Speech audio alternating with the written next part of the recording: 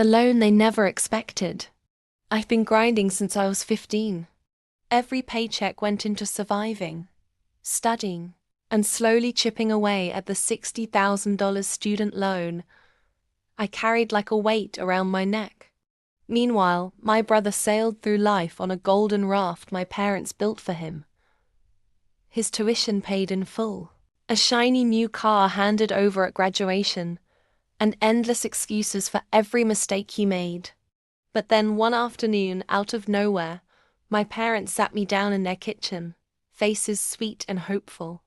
"We need you to co-sign a $40,000 loan," my mom said, sliding the papers toward me like it was no big deal.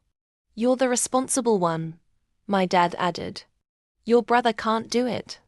But you owe us this much." I just stared at them. Owe them? For what? For raising me like a ghost while they spoiled my brother into a man-child. I didn't argue. I didn't shout.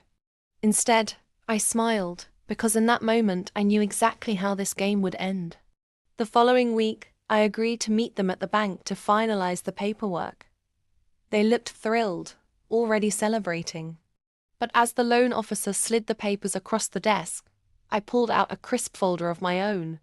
"Actually," I said, placing it neatly on the table, "I've been working on something else." Inside wasn't a co-signed loan.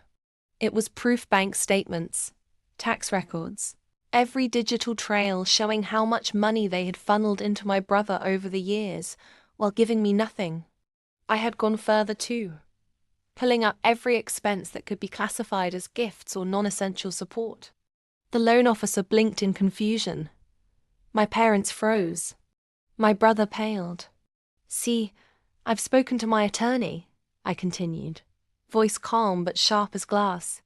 "And if you pressure me to take on your debt, I'll be forced to pursue reimbursement for the years of financial neglect I endured compared to the full sponsorship my brother received. Equal treatment is the law in cases like this, isn't it?"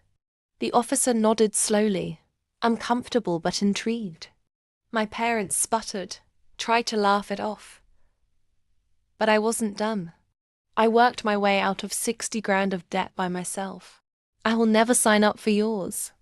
If you need someone to co-sign, maybe you should ask the son you invested in like a spoiled stock."